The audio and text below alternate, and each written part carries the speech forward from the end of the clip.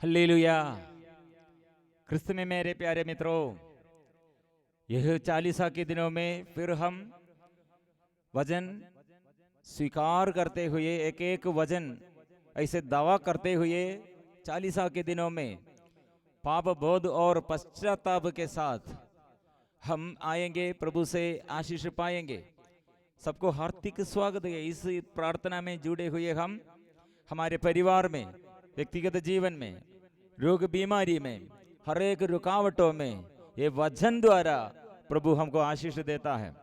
क्योंकि कोरोना बीमारी के वजह से कितने लोग प्रार्थना का मनोभाव नष्ट किए हैं, धन्यवाद नहीं देता है, बुनबुनाते हैं, निराशमय बातें और नकारात्मक शब्द निकलते हैं।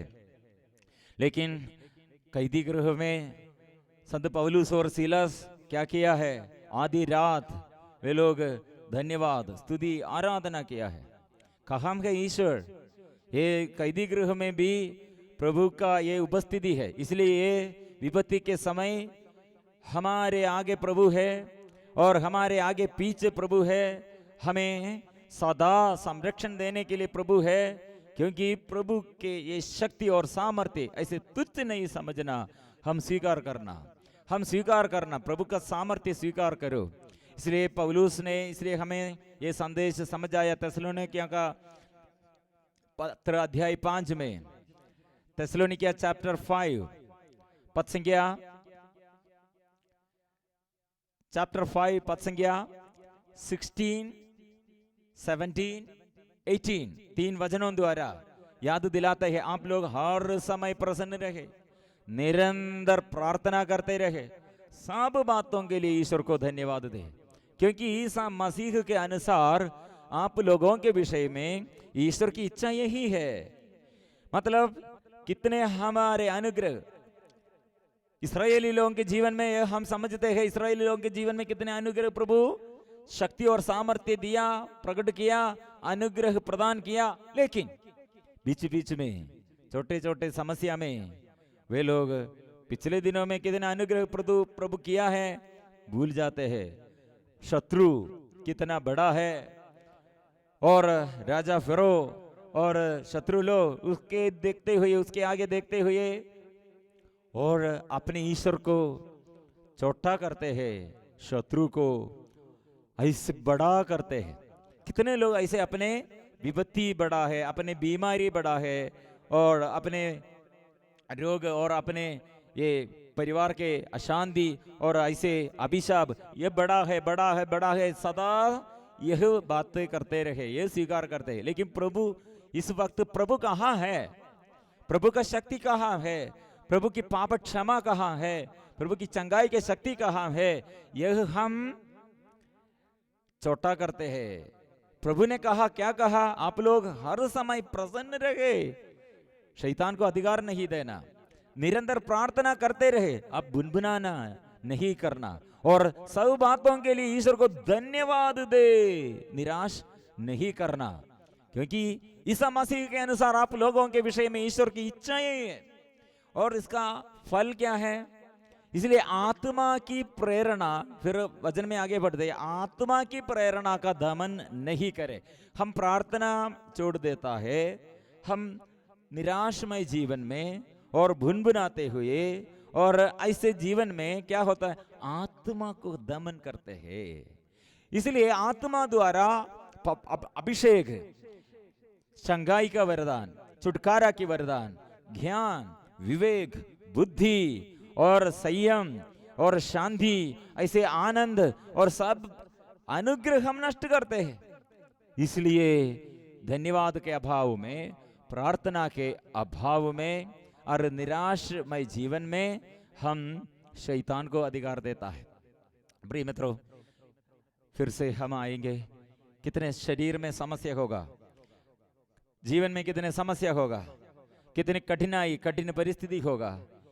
लेकिन प्रभु के आगे एक बार ये निर्णय लेना, प्रभु मैं धन्यवाद देता हूँ, स्तुति करता हूँ, मैं आराधना करता हूँ। सबसे पहले ये अनुग्रह हम करिश्मा ही प्रार्थना में ऐसे शुरू किया, सब बातों के लिए धन्यवाद देने के लिए, सब बातों के लिए धन्यवाद देना है। इसलिए वो हम पवित्र आत्मा वह प्रेरणा और पवित्र आत्मा की शक्ति वह हम संचालित करते हैं। रोग आने पर, दुख आने पर हम क्या करना? आंधी और तूफान आया, पेतरुस और बाकी शिष्य लोग चिल्लाकर, प्रभु हम डूब रहे हैं, ऐसे कहा। लेकिन वो आंधी और तूफान के बीच में भी प्रभु का शक्ति है, ऐसे हम स्वीकार करना चाहिए। इसलिए एक साथ हम गाएंगे।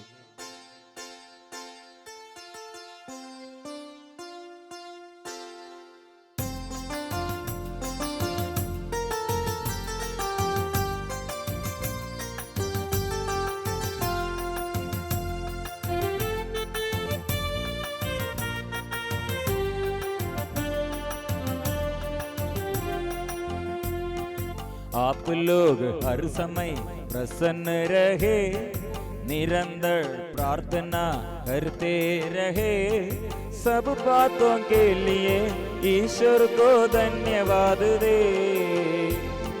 आप लोग हर समय प्रसन्न रहे, निरंतर प्रार्थना करते रहे, सब बातों के लिए ईश्वर को धन्यवाद दे। क्योंकि ईसा मसीह के अनुसार आप लोगों के विषय में ईश्वर की इच्छा यही है, ईश्वर की इच्छा यही है। क्योंकि ईसा मसीह के अनुसार आप लोगों के विषय में ईश्वर की इच्छा यही है। आप लोग हर समय प्रसन्न रहे, निरंतर प्रार्थना करते रहे, सब बातों के लिए ईश्वर को धन्यवाद दे। आप लोग हर समय प्रसन्न रहे, निरंतर प्रार्थना करते रहे, सब बातों के लिए ईश्वर को धन्यवाद दे। गाएंगे। आप लोग हर समय प्रसन्न रहे, निरंतर प्रार्थना करते रहे, सब बातों के लिए ईश्वर को धन्यवाद दे। क्योंकि ईसा मसीह के अनुसार आप लोगों के विषय में ईश्वर की इच्छा यही है, ईश्वर की इच्छा यही है। आप लोग हर समय प्रसन्न रहे, निरंतर प्रार्थना करते रहे, सब बातों के लिए ईश्वर को धन्यवाद दे। आप लोग हर समय प्रसन्न रहे, निरंतर प्रार्थना करते रहे, सब बातों के लिए ईश्वर को धन्यवाद दे। क्योंकि ईसा मसीह के अनुसार आप लोगों के विषय में ईश्वर की इच्छा यही है, ईश्वर की इच्छा यही है। प्रिय मित्रों, कितने अनुग्रह का वचन है। क्योंकि लोग धन्यवाद देने के लिए देर करते हैं, और कितने प्रभु अनुग्रह जीवन में दिया है, कितने प्रभु सब कुछ प्रभु ने दिया है, लेकिन हम याद नहीं करते हैं, हम हड़बड़ी में है, कितने बिजी, इसलिए समय नहीं है, प्रार्थना के लिए समय नहीं है, धन्यवाद के लिए मन नहीं है, स्तुति करने के लिए इच्छा नहीं है। इसलिए शैतान की उपस्थिति नहीं, शैतान की उपस्थिति में हम रहते हैं। इसलिए जब हम स्तुति करते हैं वह हम विराजमान, प्रभु विश्वमंडल का प्रभु स्तुति में विराजमान है। इसलिए स्तुति के समय, प्रार्थना के समय, धन्यवाद के समय हमको ज्ञान, शक्ति, पाप बंधनों से छुटकारा और भलाई करने के लिए शक्ति, और मन में शक्ति, शरीर में शक्ति, परिवार में शांति है। इसलिए हम क्या करना चाहिए? सदा प्रार्थना। इसलिए संत पौलुस और सीलास ने यीशु के नाम घोषणा करने के लिए, यीशु के नाम की घोषणा करने के लिए वहां गया, वहां जहां गया वहां कैदी गृह में डाल दिया।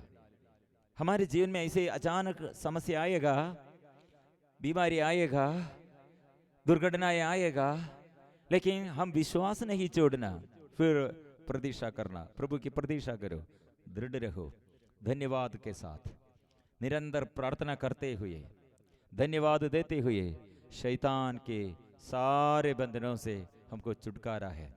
इसलिए प्रभु ने ये वचन द्वारा हमको आशीष दिया है।